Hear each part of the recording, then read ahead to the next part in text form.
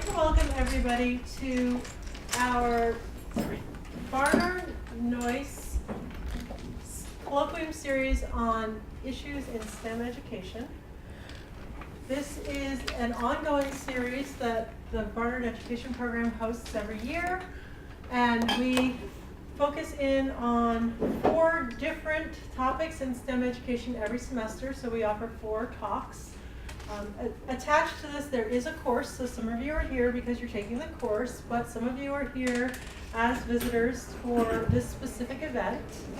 So welcome. The series is actually funded through the Robert Noyce Foundation. It's an NSF grant, so that's what allows us to bring people in and do fun stuff with us.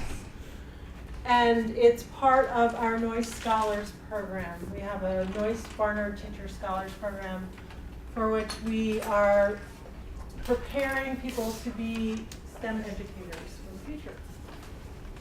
Tonight, I have the pleasure of introducing somebody who obviously is thinking about you having lots of fun, but somebody who's very special.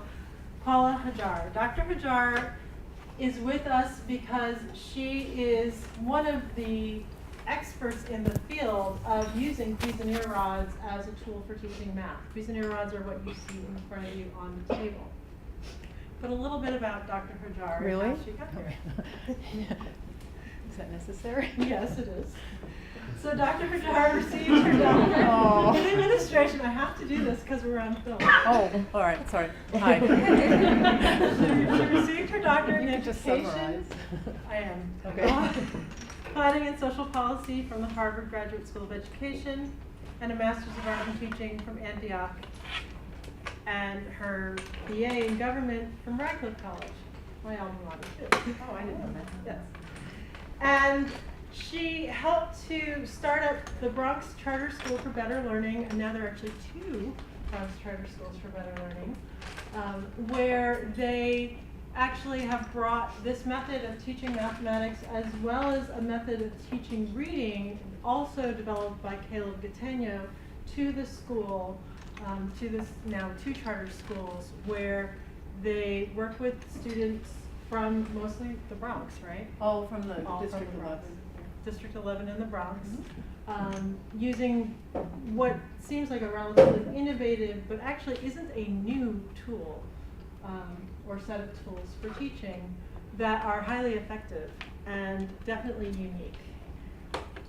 Some of you are here because you work with students and you have access to these tools and you're interested in learning how you might use them in the classroom. Some of you are here because you're taking the course and you're subject to whatever I throw at you. But you also may or may not have seen these in the past, so it's an opportunity to learn more about a teaching tool that you may have opportunity to use in the future or just be aware of. And some of you might just be here to see what's going on. I'm going to turn it over to Dr. Hajar, who is going to lead you through a workshop this evening using these materials. And from the time I stop talking and I turn it over, please, eyes and ears on Dr. Hajar as she walks us through whatever it is we're going to be doing. A couple of notes. I know that we've asked for the tables to be cleared of pretty much everything except the rods.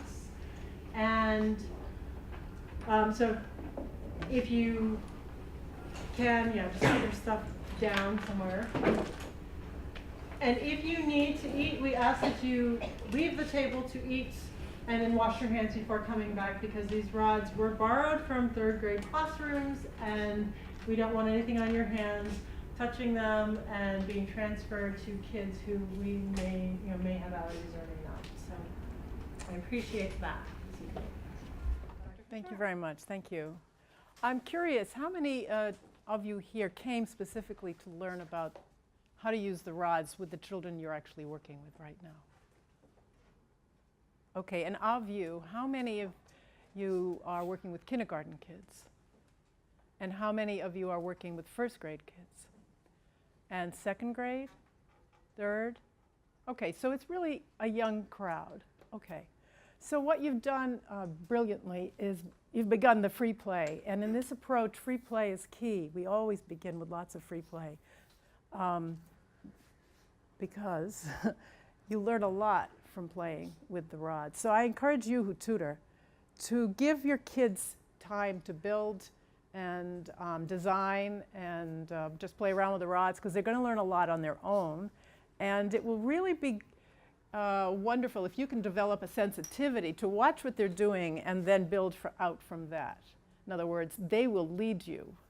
The approach that our school follows is called the subordination of teaching to learning. You go in with an idea, but you're very vigilant about what's going on, and you build on that, because the kids will progress and things will open up much faster if it's not just your plan. It's their interest, all right? So why don't I ask you, so far, you've done amazing things. If you could just look around.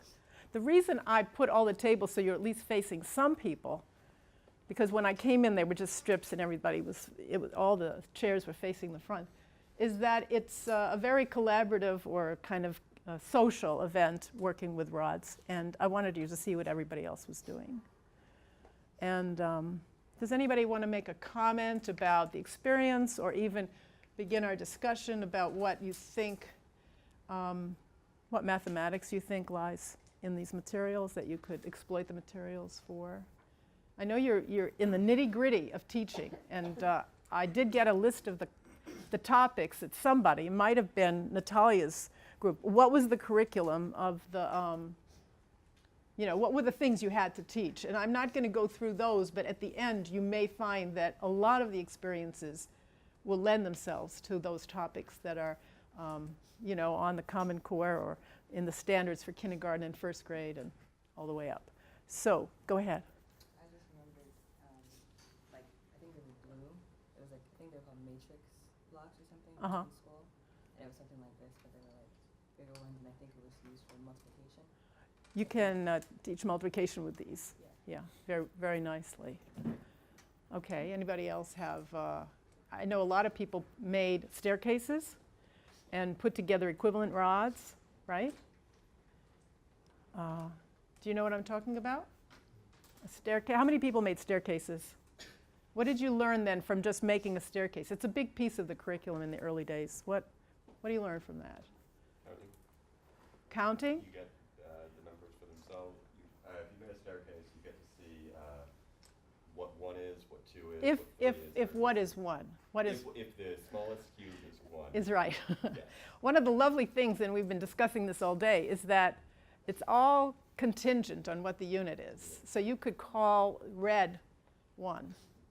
And if you did, then you'd have to figure out all the others relative to red. It's all relationships. And that's what math is, it's relationships. So what else? Yes? You can show that there are different ways to make a given total. So you can say that Exactly. something is 6, you can come up with different combinations. Different combinations. And that's a big piece of our curriculum, is substitutions, different expressions for the same length. And that produces a flexibility with the children. Okay. So I don't want to be talking. I'd rather you be doing. So the first thing I want you to do, I'll do a little demo. Do you mind being my, okay. One of the things we do, it's fun, in the beginning is we have these rod ID games. And we go in partners. And somebody puts a couple of rods behind your back. You can't see them. And then you have to figure out what you have. What has been placed in your hands. Do you know what you understand? Mm-hmm. So why don't you all, if you haven't already, make a staircase so you at least have a cheat sheet in front of you.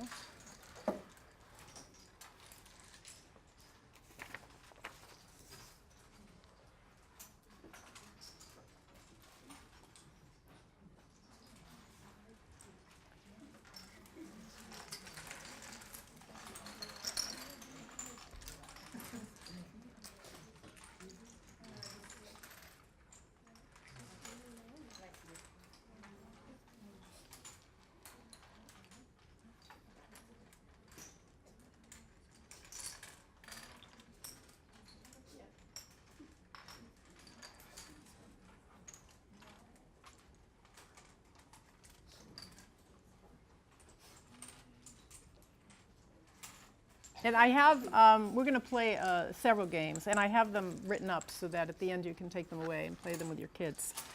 The first game is you actually look at the staircase, right? Because you're using it as a reference. As you get experienced with the sizes and the feel of them, then you're not going to look because it's going the staircase is going to be up here, all right? So, and if you're starting with little kids or inexperienced adults, you start low. You start with, close your eyes. The smallest ones, and just a few, right? Okay, now I want you to show us the red rod. Okay, so it's that level. And as they become expert, you add another rod. And you work your way up the staircase. It's very hard. This is the hardest level. The hardest level is you're not looking. You don't have a staircase in front of you. The rod's in your hand behind your back, and there's just one rod. You're not comparing it to anything. All right, any questions about how to play the various levels of this game? Because we're going to play it now. You're going to pair up. One person is going to one person's going to put her hands or his hands behind his back. The other person is going to place two rods in the hand. And then when you open your eyes, you're going to look at your staircase and you're going to figure out what you have. How many a game? Are you all game for this?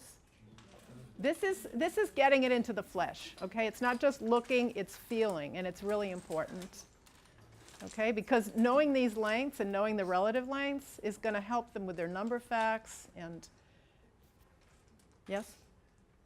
Oh, okay, so do I need to pair you up or you can do it? All right, do it. Let's take this for about 8 minutes.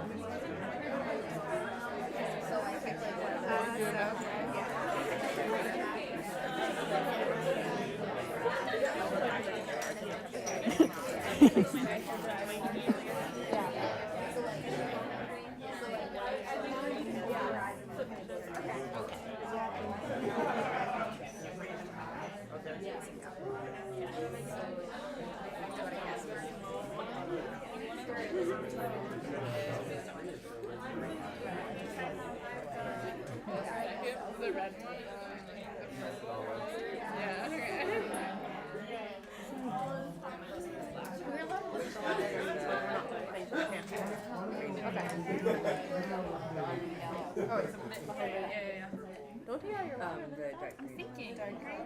This is good. Okay, I'm really good. Okay, you just saw it. Yeah, so it's yellow. Okay, they're closed down. Ready.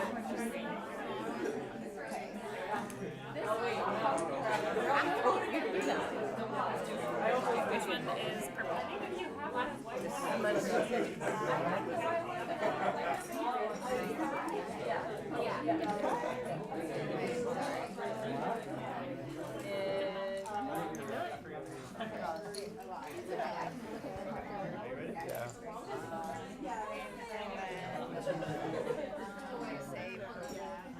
Purple.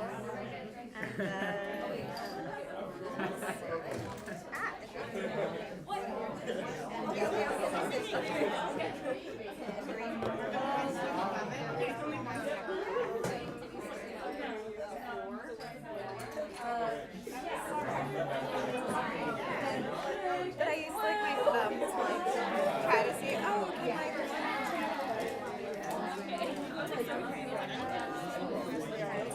Yeah.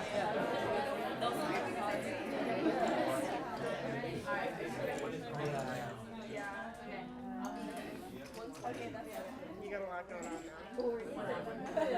Maybe a free green. Yeah, it's a green, light green.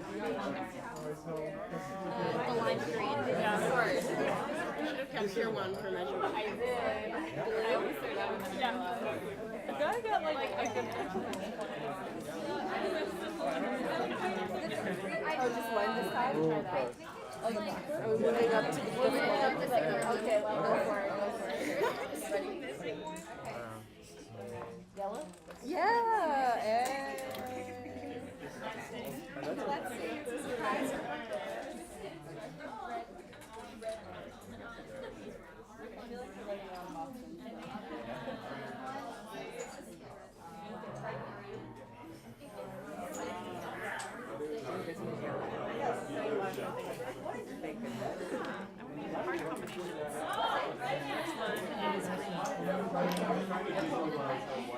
Which green? The light green or the dark green? Green, this is light green.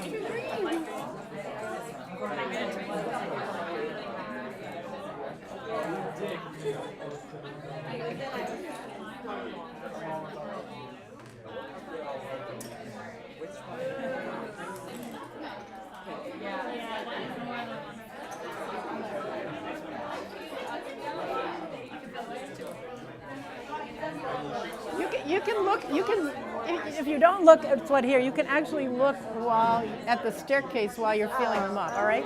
It'll make it a little easier. And then you'll graduate to no staircase, but right now, maybe you need it. It's either a 5 or a 6. Oh. Is it yellow or dark green?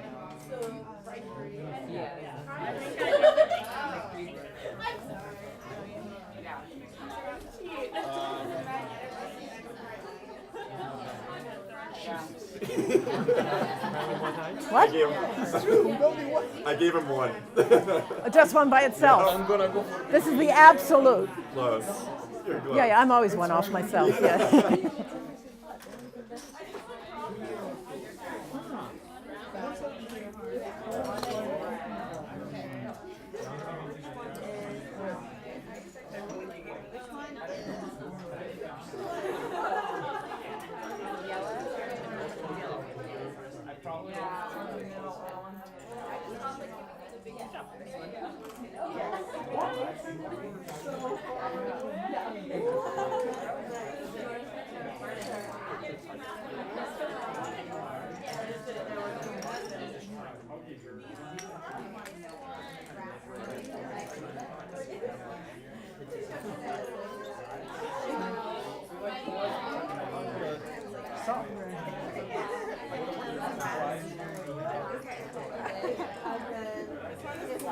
My method was solid. Wait, what's the look? The other one.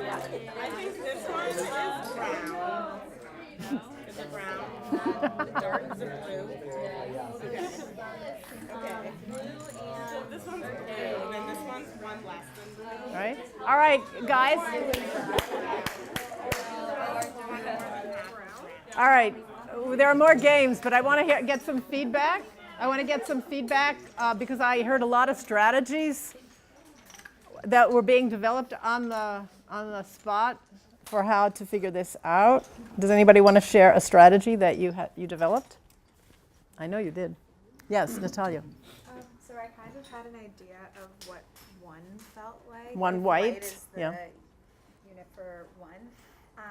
So whenever I was given anything that wasn't white and I didn't have a white cube to compare it with, I would kind of use my thumb in place of that because it was. Your thumb's about a white, approximately- size of a white. Yeah. So I was able to use that as an approximation and kind of add. How good were you? Was that a good strategy? Not too shabby. Okay. Yes?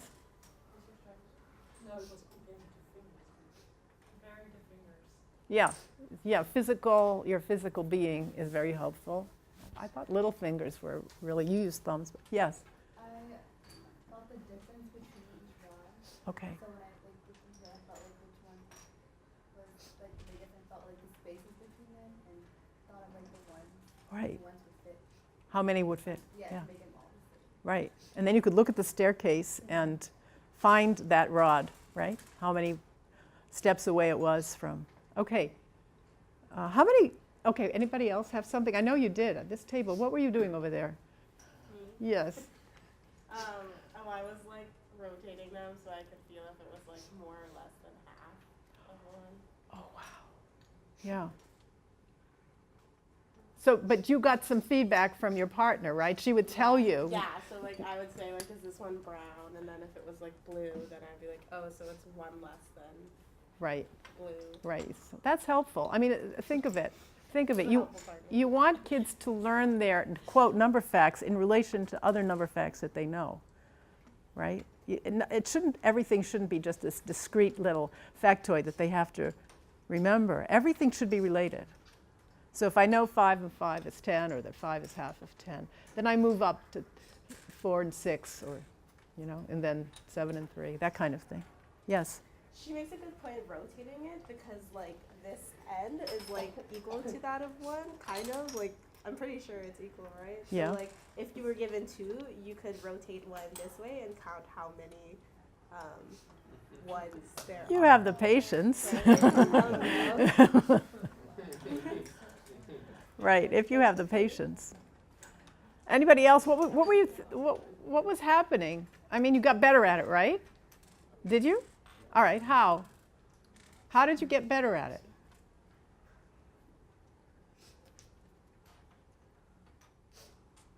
Starting to get accustomed to the lengths themselves, I think.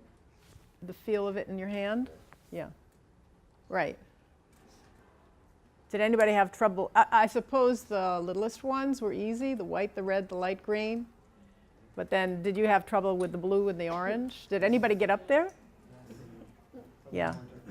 Those are more difficult to distinguish. It's terrible. Until you get it, and then you know it. But I noticed that you are having trouble with what, dark green and black? Yeah. That's really terrible. Very hard. Yeah. But it's good. All right, so we played, the kids are very delighted to play these games.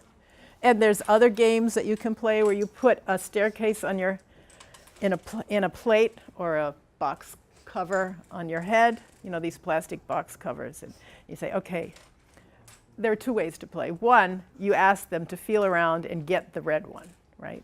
Find the red one.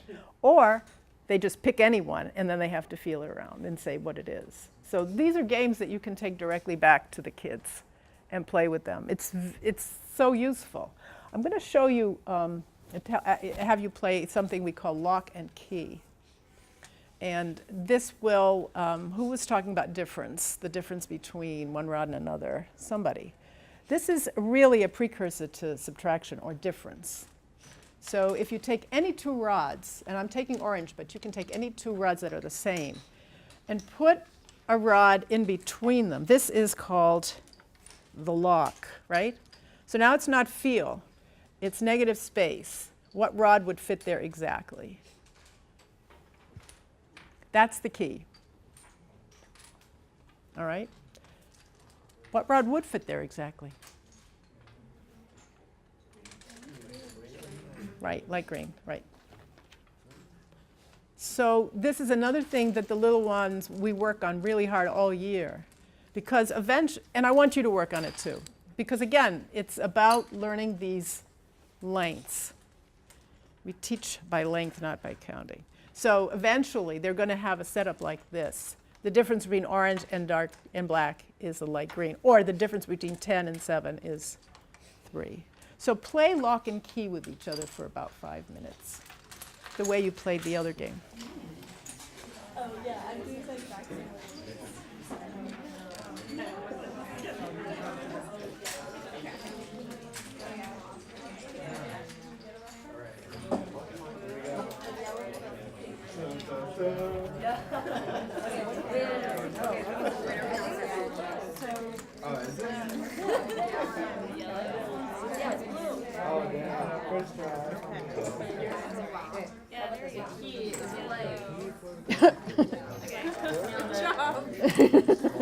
Start easy.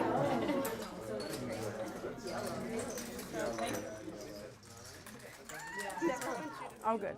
Yeah, and I sort of want to pitch it to your tutors because they want to walk away with something, and Natalia, who's about to open up the rods. I'm just having a complete, like my mind is blank. So the teacher sitting in blue shirt, she teaches middle school. Yeah, I know. And I said to her, before she leaves, I want you to Talk to her? talk to her for like, even if it's just like 5 minutes about division of fractions. Oh, Because when middle school teachers hear that you can do this with that with the rods, that's one of the hardest things they have to teach. yeah, And I'm like, you know, yeah, there's a way. There's a way. And there's a way that's so much easier Yeah, than in Yeah. terms of getting the conceptual understanding. yeah, yeah. All right. Yeah, because Because I feel like when I say that to middle school teachers, I sell them on something that they would never, they're like, oh, this is for babies. Wait, you know, yeah, you mean rods. Rods, Yeah, right. rods. And then suddenly it's like, oh, maybe I should explore Yeah. how it might be useful. Yeah. Because my worry is she'll walk away thinking, okay, this is great for K and 1. Well, we're going to get into addition and subtraction and multiplication. And then for multiplication, we can do fractions as operators. And she may have kids who need the multiplication as well, you know what I mean? Yeah, I don't know how much we can do. Don't stress yourself. And it's like I said, you know, maybe she'll linger to help you clean up while I'm talking to the kids in the class. Right, okay. All right. Because yes, mostly it's the tutors who need to walk away with something. Yeah, in hand. yeah.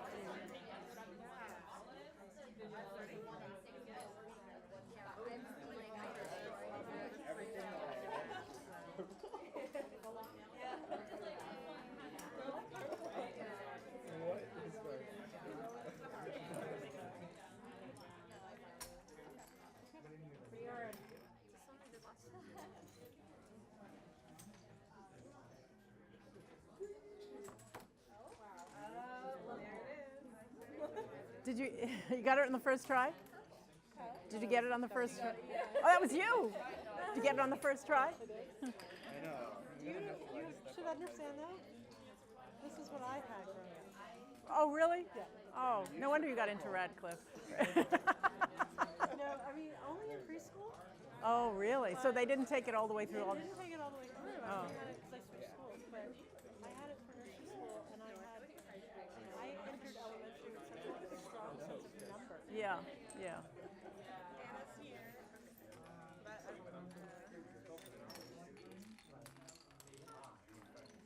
I don't think so. Oh yeah. Wow, I should have had my stand here. Are you wet today? No, it's Oh, really? Oh, wait. Yellow. nice. Purple. All right.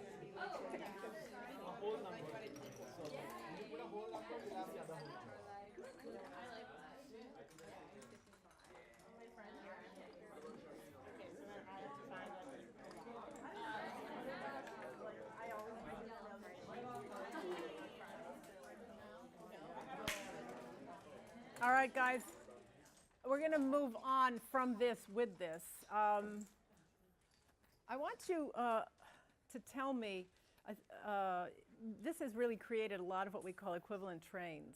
A train is when you put any two rods together, two or more, right? So somebody give me a train that they've made and the equivalent rod. Okay, that would be one side of the lock. Anybody? A train, two rods that make a third. Yes? Purple and yellow. Purple plus yellow. Make blue. Purple plus yellow equals blue. All right, here's the thing. In this approach, we basically build and discuss and talk about what we see and notice. Your name? Again. Jacqueline said purple and yellow make blue, right? After they've gotten their language out, she said purple and yellow make blue. Eventually, we're going to introduce the formal language, but only after we're sure they understand. In other words, we don't say, okay, plus means when you add. No, it's after she's created her own way of talking about it.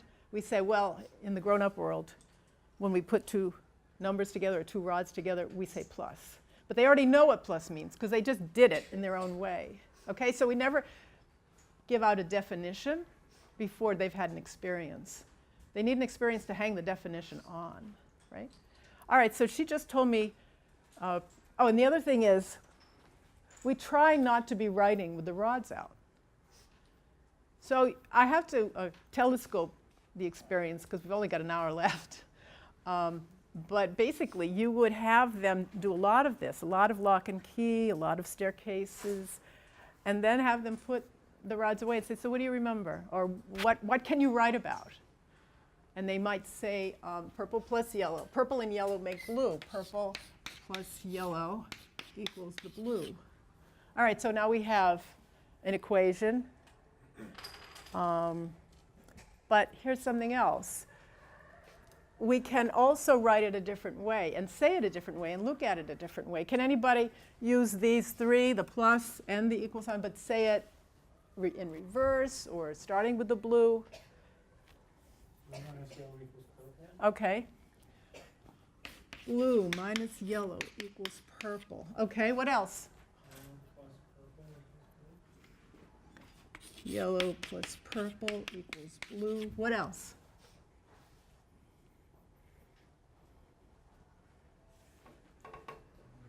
Natalia. Blue minus purple equals yellow.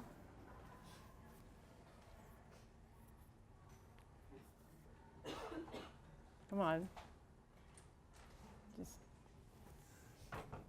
Blue minus purple minus yellow is equal to 0. well, I'm not going to. Thank you for that. Yes, go ahead. If you just say it like with blue first, so blue equals purple plus yellow. She's opened it up for us. What else? Blue equals yellow. Okay. And then there are 4 addition statements you can make from that little triplet. And these are the 4. There are also 4 subtraction statements you can make. What are the other 2? Just what she did about putting the answer first in addition.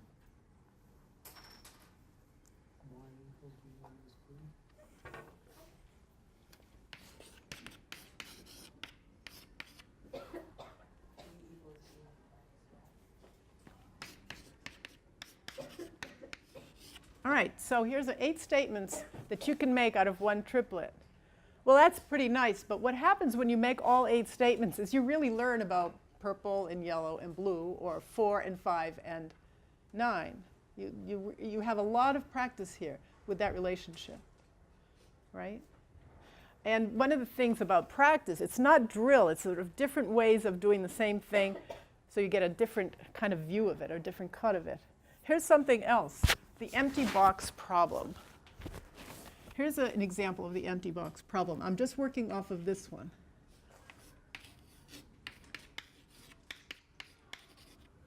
Or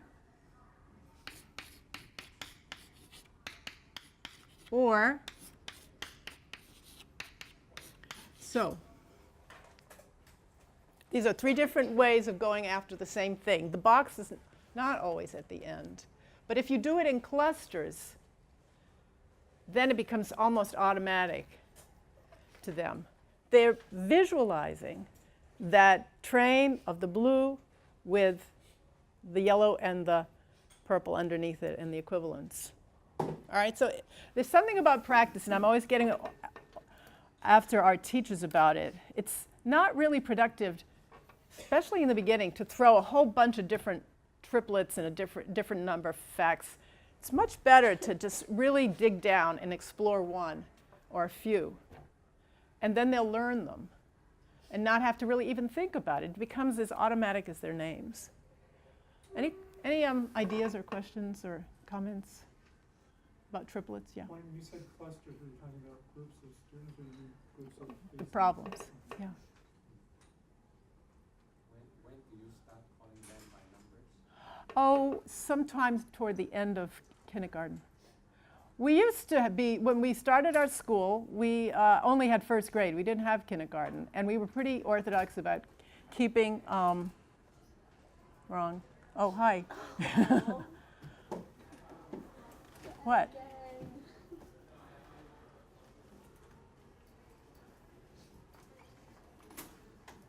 Orthodox about keeping the colors in play.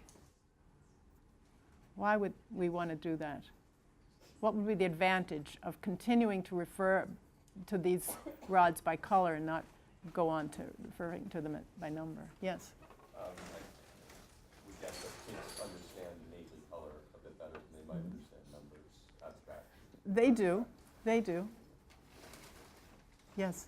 The color is kind of like inherently tied to the rod, so like you have to imagine the rod. You have to imagine the rods. That's it. There's not this business, you know. This is what we're all fighting against, is this. But if they're visualizing the rods, they're getting it like that. Yellow and purple. Oh, yes, blue, you know. Hi, how are you? That's all right. We don't mind. All right, so that's the business about triplets. Anybody, it's a way to practice your number facts. Does anybody have a question about it before I move to something else? This is addition and subtraction, basically. And it's a relationship between addition and subtraction.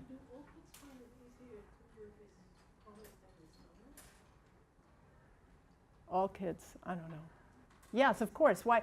As you said, Jacqueline said, the color's right in front of them. If they know their colors, then it's not abstract. It's very concrete. I have to tell you, though, what you said about imagining the triplet or imagining the rods.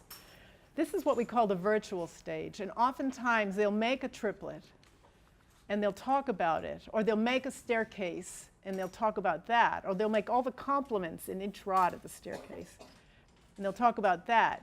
Whatever it is they're studying, we always have them cover it up. We don't take it away, but cover it up. So now they're encouraged to visualize it. Now, let's say they're nervous or they're not sure. Okay, peek, you know. Take a peek. It's not like the end of the world. Then I can see where I messed up or missed one. And now I'm going to cover it up again, and I'm going to, again, try to visualize it. Because if you're going to really give them strength, they have to have it in their minds. And that's when they begin to write. They don't write by checking the rods. They write by imagining what's inside. And it also, if they're going to be doing more complicated things, the rods, you know, they're wood. They go 1 to 10, or, you know, you build longer trains. But they're complicated things that they're going to have to imagine. So this is a segue into their imaginations, you know, a portal. All right. So,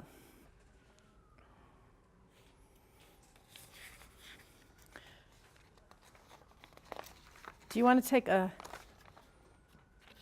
time? You're probably interested in, well, multiplication, right? Times. It's as easy as our first graders can do it, and so can yours. So clear away your staircases. And take an orange rod and a red rod and make a train. All right, now I'm going to ask you to make all the single color trains that are equivalent to that train. By single color, I mean all the trains where the whole line is one color, and then make another one that's a different color, and another one. But they all have to be equivalent to the orange. And each train has to be a single color. So far, what colors work for this? Green? Purple? Okay.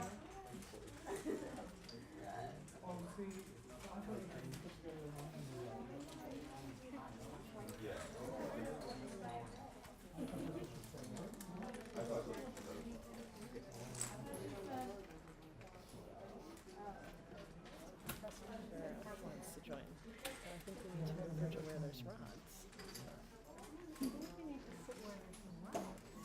Oh, here. She's watching. Do you want your own rods? Make a single color trains for orange plus red, please.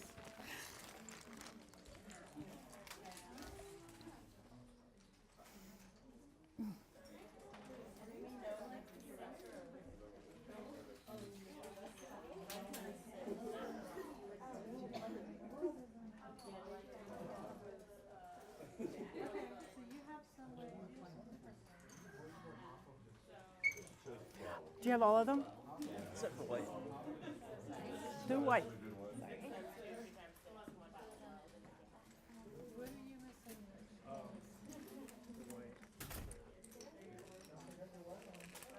They're all over here.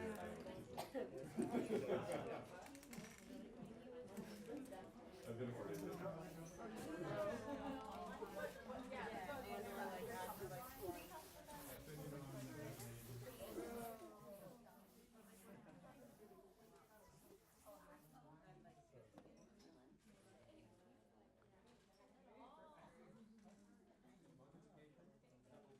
You have all of them. Figure out if you have all of them. When you think you've finished, figure out why you think you know you have all of them. How can you be sure? What's your method for being sure? That's a question we ask the kids all the time. How can you be sure?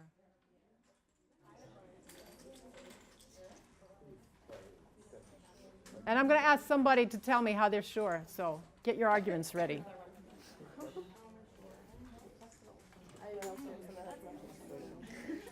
if each rod had none of so had braille on it saying like Yeah, like telling you. All right. Who wants to offer their defense of their work, that they're sure they have all of them? And know why? Tim, you want to be the one? Sure. All right, everybody listen to Tim. He's about to offer his brief on these rods. Go ahead. Well, besides looking at my neighbors, I constructed lines with the other blocks and determined I could not. Ah, the negative case. Yes. Okay. You just tried every single one in the staircase? Oh, Well, well, after I had gone back, after I had completed this, in order to prove that I had everything, I went and found the other colors. yeah. Does anyone have a different way of explaining how they were sure or what they did to be sure? Yes, yes. Yeah, so I thought of first starting with the smallest block Yes. and then building up from there. So from the white block to the red block, and then everything greater than like that, and to see if they would all match the orange and red. Right. And then once it got to a certain point, the dark green, that's when I realized that there would be no more. Why? Well, if it were any bigger, it would go like much longer. Yes. Right. Yes. I just checked the half of the previous one. So if there is green, half of green, and that's like 2 times of green. Okay. So if suppose this is green, Yeah. and this one is half of this one. Yeah. So there'll be 2 fitting, like that. But you don't have, No, it's like, you're not finished. you don't have all the whites? We ran out. Yeah, You ran out of whites. Oh, I'm so sorry. Well, then you're exonerated. You don't have. Okay, fine. Oh, can we give? Nobody on this table has whites. Can we just have? Oh, you have. All right. So if we need to, we're going to look at yours on your table. All right. Anybody else have a something they want to say about the process of being sure and doing it? All right. Now I want you to think in terms. If you have a frame around it, it's going to confuse you. It's going to confuse me. All right. So how can we use this setup? This is a setup to discuss multiplication. I'm going to get here. Is there anything that evokes multiplication in this setup? Natalia? The equal groupings combined, like, for example, to make, if we're considering white to be 1, then that would make orange 10 and red 2. So, which would make 12. So 6 of the reds, which are all the same, they're all equal to 2, I guess, if white is 1. Since they're all in an equal group, then all of that together makes 12. So and multiplication is just like equal groups adding So up. let's make some statements. And we can make them in color first and then translate them into numbers. So what's a multiplication statement you could make from this setup using color? So red, and we're allowed to use numbers. Yeah, Okay. the multiplier can be a number, yeah. So red times 6. Only we would say 6 of the reds. 6 of the red. And that's another little key piece. We don't generally use the vocabulary times. It's of the, 6 of the reds. 6 reds. So 6 red blocks make orange. In plus fact, red. before we even do the numbers, 6 reds equals orange plus red. Okay, so it's all going to be equal to orange plus red. What else? Let's just list them. 3 purple. 3 purples equals orange plus red. 2 green. 2 dark greens, and I'm going to use a D for that to distinguish it from the green, the little green. 4 lime green. 4 lime greens, and that's a life. All right. Anything else? 12 whites. All right, so all of these are equivalent. We have 12 whites, 6 reds, 3 purples, 2 dark greens, and 4 light greens. How could we do division? All right, little note. Here's our sign for division. It has it's a 3-phrase word. We don't say divided by. We say this. Has how many? In other words, something has how many of something else. That's our way of thinking about division, what's going on there. So look at your setups. And it'll begin with orange plus red has how many somethings, and then you answer. So give me a statement. Orange plus red has 6 reds. So it say has how many reds, and the answer is 6, right? It's another one. Orange plus red has, give me another one, another color. Has how many? Has how many dark greens, yeah? And the answer is 2.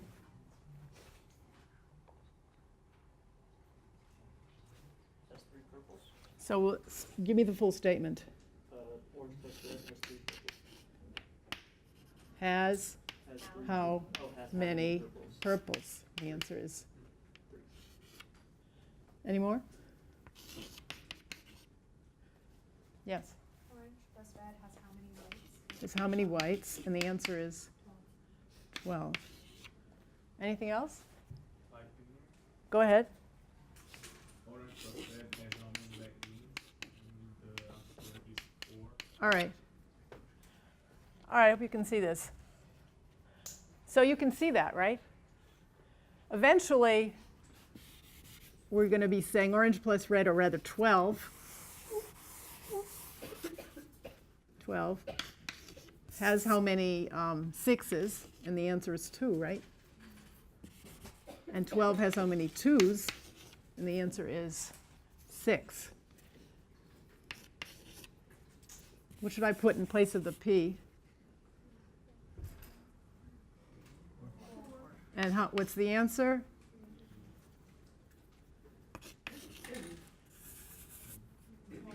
And the answer? And the answer is 4. All right, so that's pretty clear. I mean, I'm writing, and you wouldn't be writing with that in front, but as I said, we're telescoping this. You'd be asking them to look at it and observe and say what they think is true. right? All right, well, given that, who can make a fractional statement about this length? Given your trains, they should lend to many fractional statements. So you're asking for something like half a length of orange plus red. Yeah. Dark green? Exactly. 1/2 of orange plus red equals dark green. What else? Look. What else? What's another statement? Is everybody with it? Yeah, it's not that you're lost. It's just 1/3 of orange plus red. right. 1/4 of orange plus red equals lime green. Anything else? 1/6 of orange plus red equals red.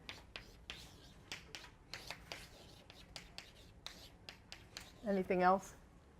1/12 of orange plus red equals white. Right. So this is something that the first and second graders do. Because why not? It's just language, right? And when we teach it,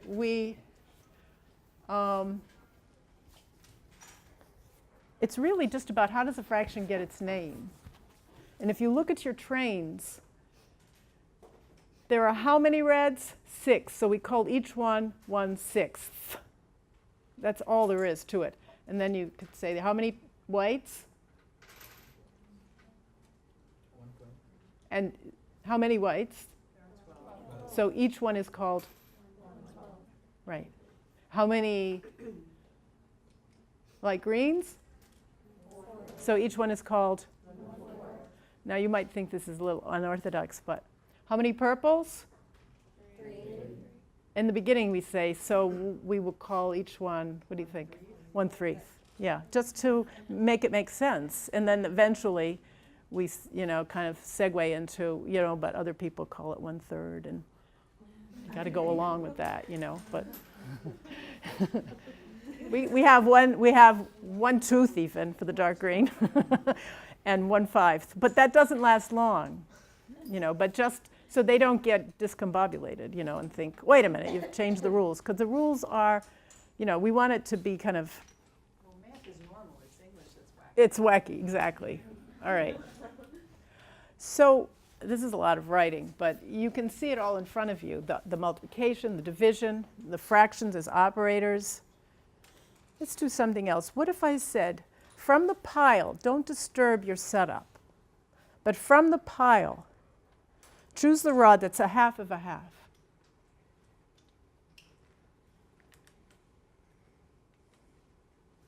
And hold it up.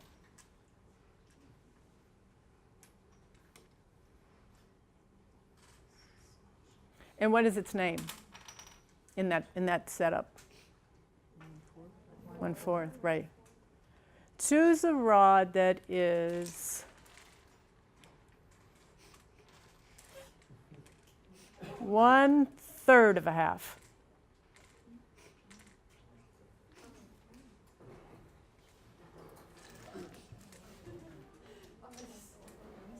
Yeah?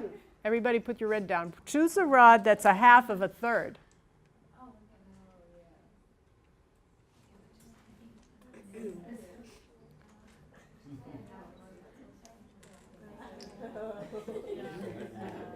Anything? Is that surprising? It's surprising? All right, put that one down. You ready? Choose a rod that's 1/2 of 1/6 and hold it up. And now put it back. What's 1/6 of 1/2?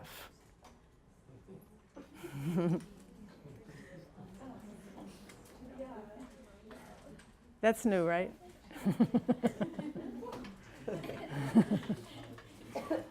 Okay, put that down. Pick up the rod that's 1/3 of 1/4.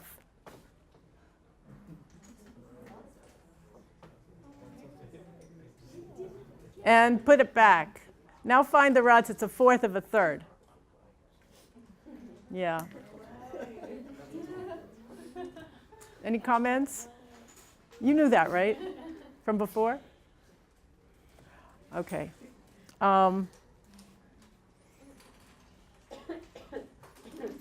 Okay. Here's, we're just going to do, right with the setup in front of you, we're going to do a little division of fractions. What we just did was multiplication of fractions. Now we're going to do a little division of fractions. Ready? But remember, what does this sign say? Has how many? Has how many? Okay?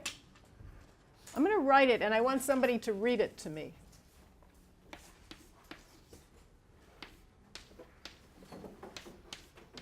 Just read it. Who wants to read it out loud? Go ahead.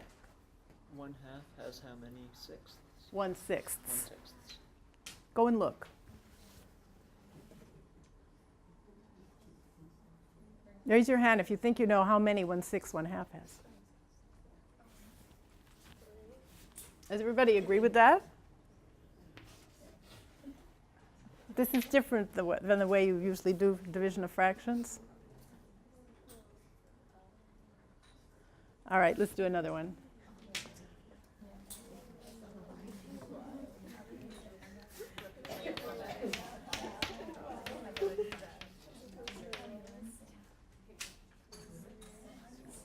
One-sixth has how many 1/12ths? 2. I'm going to do one more, and then I'm going to show you something else that's pretty interesting.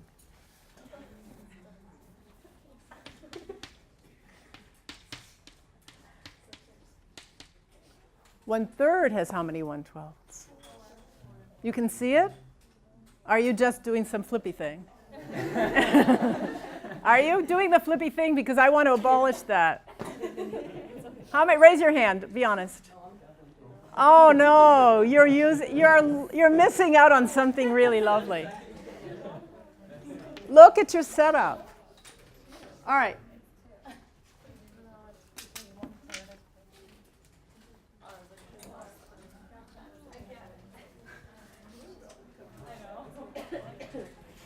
If we were to, this is a situation which you never would have known, but you can really do division of fractions with common denominators really lovely. Are you nodding because you know? Yeah, I've done it this way. Oh, good. I've heard about it this way. You have? Okay, good. Be quiet. 1/2 is how many sixths? How many sixths is 1/2? 3/6. So I'm going to change it. 3/6 has how many 1/6? What's the answer? It's 3, right? I'll give you another one. 3/5 has how many 1/5? What happens when the denominator is the same?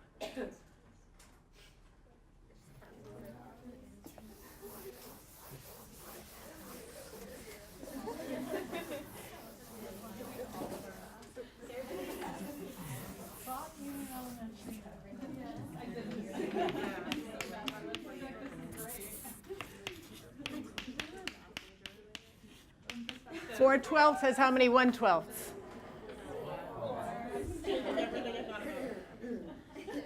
5/7 has how many 1/7? All right, so what's my point? If you can get your phrasing or your expression into common denominators, it really doesn't matter, does it? What that denominator is once they're the same.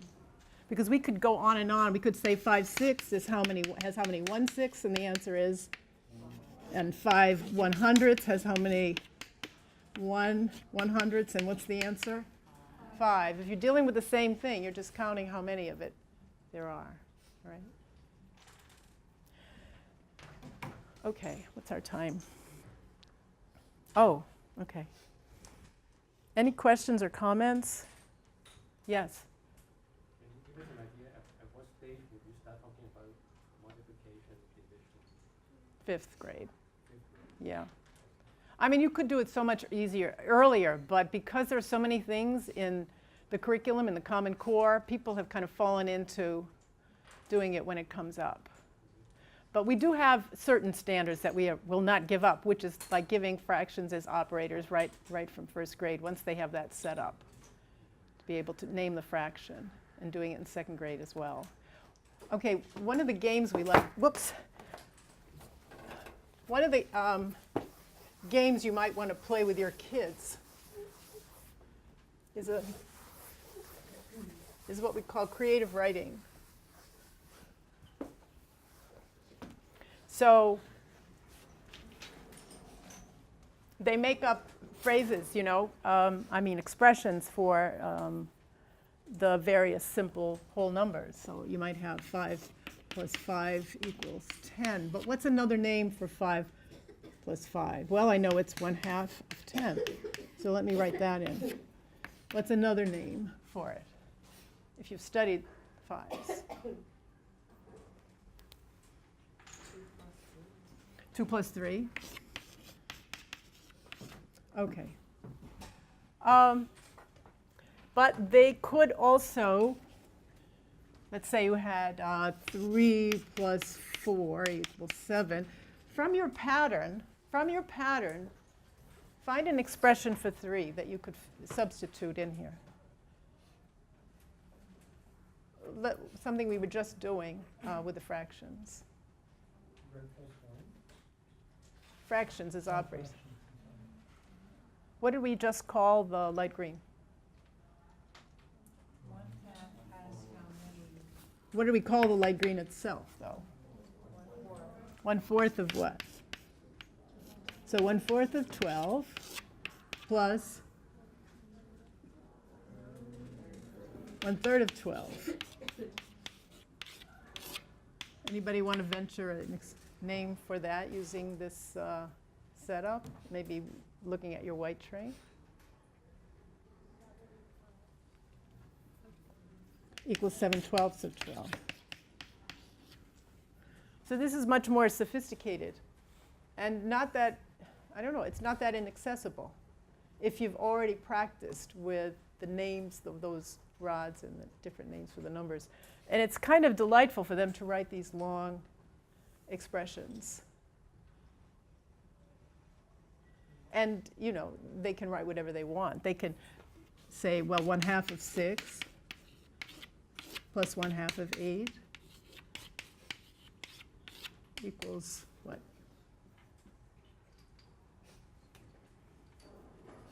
What could you put in for the 7?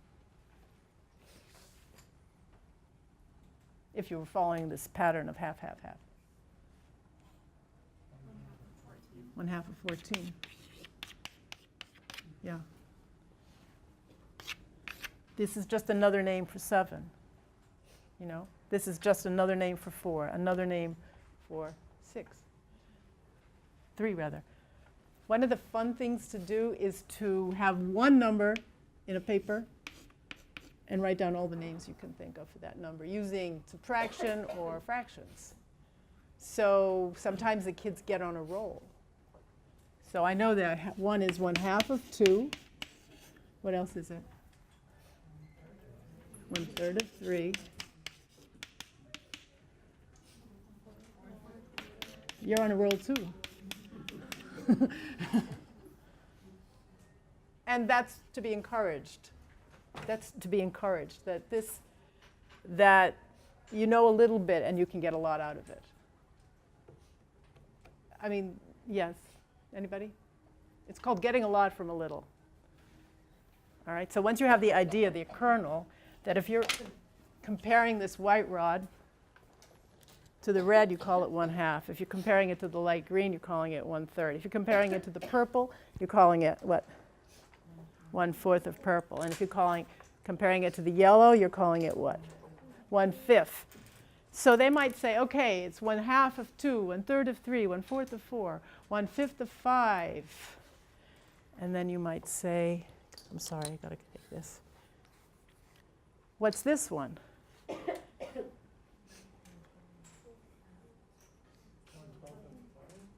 What? Say it again. If it's just one of these, yes, it's 1/10 of 10. 1/20 of 20. And then if I added another orange, and I don't even have to do that, they'll say, oh, 1/30th of 30 and 1/40th of 40. So in other words, it's a springboard.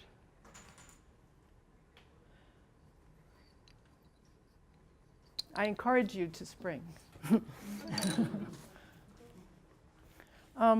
Maybe this is a... So what of the curriculum that you have to study do you think you can... I mean, you have to teach the children, or at least explore with them, do you think has already been covered by our games? Those really, that's the tutors, I guess I'm directing my attention to. Teachers and tutors. And how do you do place value? How do you do place value? Okay. No, it's not too hard. I need lots of oranges. Thank you.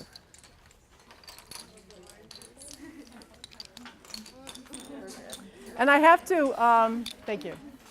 I have to give you another piece of information. It's enough. That, and it's going to be a little quick. If you take one of your trains and instead of having them end to end, those little rods, have them side by side and make a rectangle out of each train. Yes, she's got the dark green train. Look, it's turned into a dark green rectangle. So now do every train in your 12 setup into a rectangle where the rods are side by side. The long side is, yeah. All right? So even though you know, yes. I'm sorry, your name again? Olivia. Olivia, of course. If you're close enough to Olivia, you can see that she's got her rectangles. And maybe you all have your own rectangles. Now, Olivia, how many dark greens do you have? 2.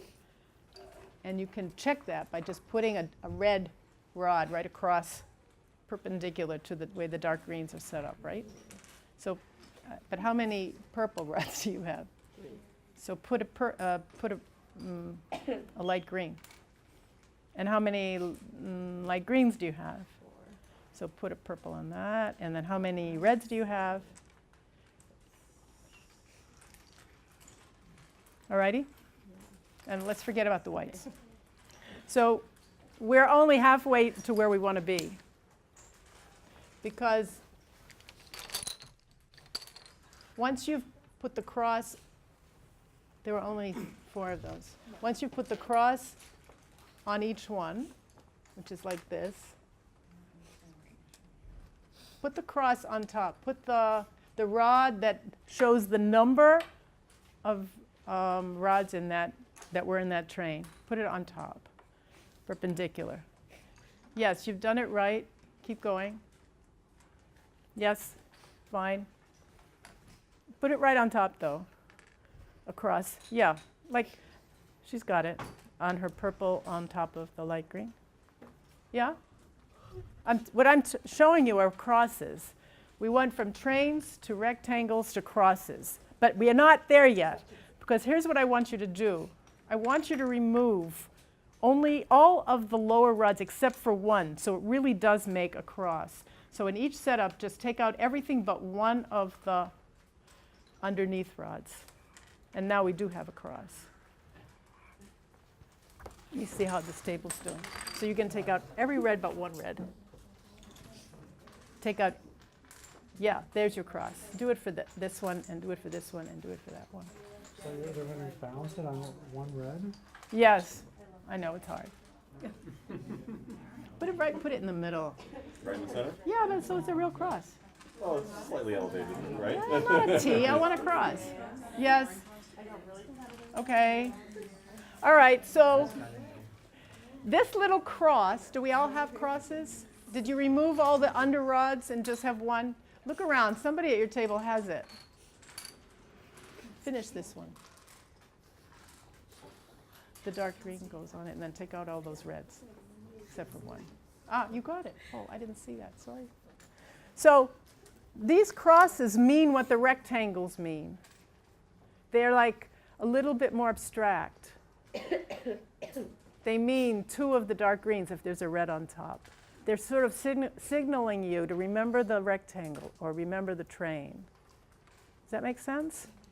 Because you're going to run out of rods if you continue to, and space, if you continue to do a lot of rectangle building. All right, so that's just a preliminary to the place value question. What do you think this cross means? 10, 10. Yeah? 10, 10, so that's 100, right? All right, now, this is not a cross, this is a tower. Raise your hand. If you know already, don't say it. What do you think this means? 10 of the 10 of the 10s, yes. So what would it be worth?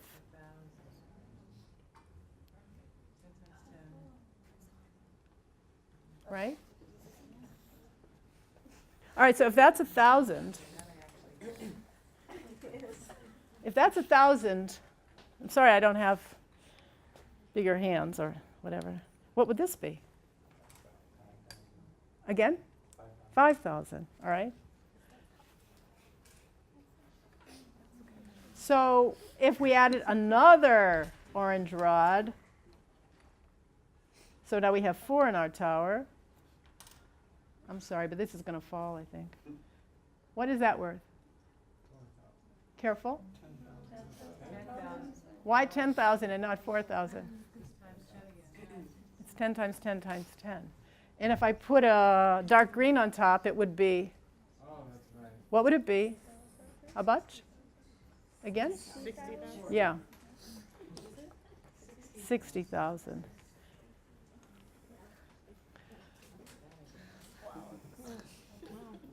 So if I tell you, please make the number using crosses and towers and whatever, 300, what would you use? You need, oh, I took all your oranges. Here you go.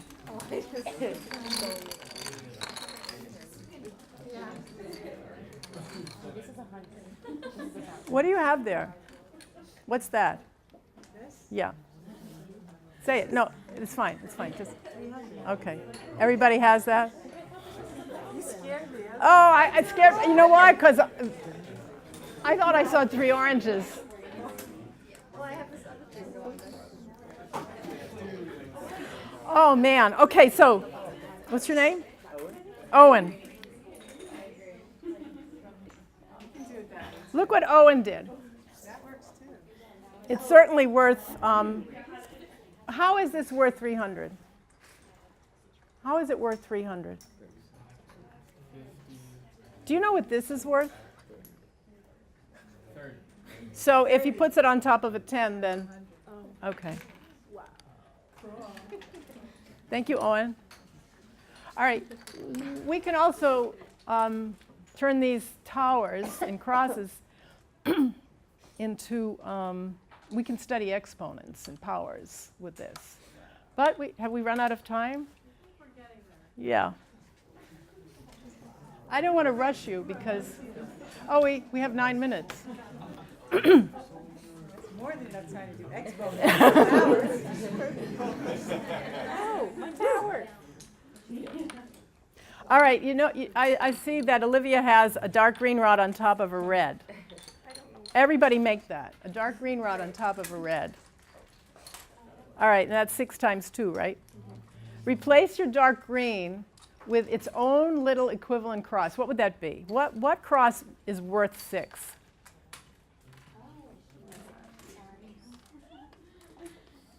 How would you make a cross that's worth 6? What times what makes 6? There you go.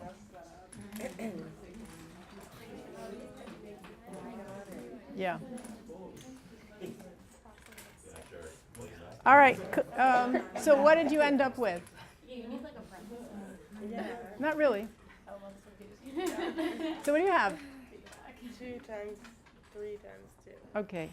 Put your 2 2s together, and then the 3. All right. But cross, cross, cross. Yeah. Okay. So now, what's your name again? Anna has, and everybody that, and Olivia as well, has done the prime factors of, what was our number? 12. Prime factors of 12. Do you see what she did? She just replaced all the rod that could be replaced with its cross.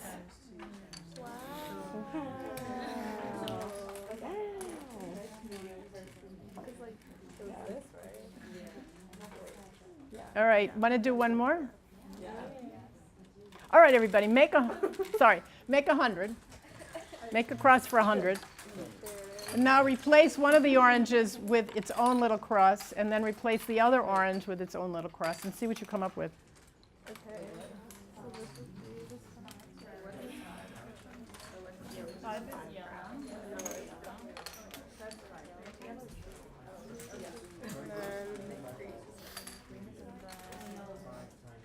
It works. 10 times 5 times 2 is 100. Yeah, but now replace your orange with the other one. Okay, I'm going. Sorry. No, because 5 and 2 are Yellow, red, or yellow, yellow, red, right? Yes.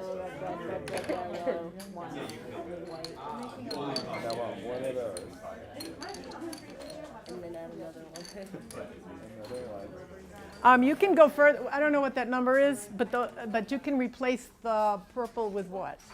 Its own little. Oh, you did it. This. Try to think of a number, a composite number, and then create a cross for it, and then from that cross make a prime number tower. So 36 is always good. Okay. Did you do it already? No, I said all right. I can't do that. What's the next step? Then replace each of these with their own little cross that's equivalent to it.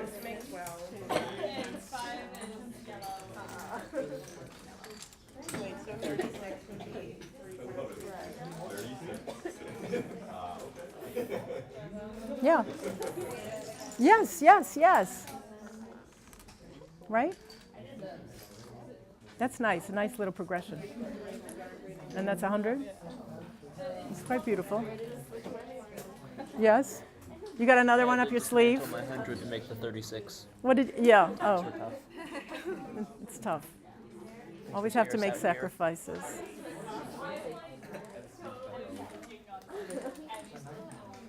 All right, so what's his number? What's Tim's number? Oh, what is this? That's 7. Oh, okay. 7 times 32.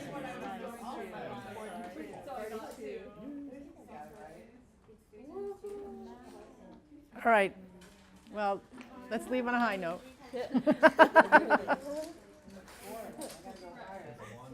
What? Are you going to do 64? Oh, good for you. All right. No, this is a great point. It's all red, right? It's all red. How many? Well, I need 8. 4, 8, 16, 30, 32. No, you're done. You are done. It's 2 to the 6th. Yeah. 2 to the 6th.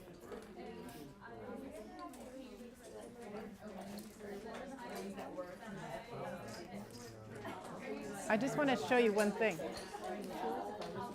I need 8 of them, right? Why? Why 8 of them? Because 4 this way and 4 that way?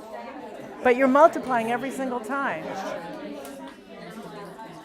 So just check yourself. 2 times 2? No, okay, so I need 2 to the 3rd for 8. And 2 to the 3rd. Yeah, I was right. Okay. 2 to the 6th. I was getting nervous. Yeah, 2 to the 3rd. All right. One last point.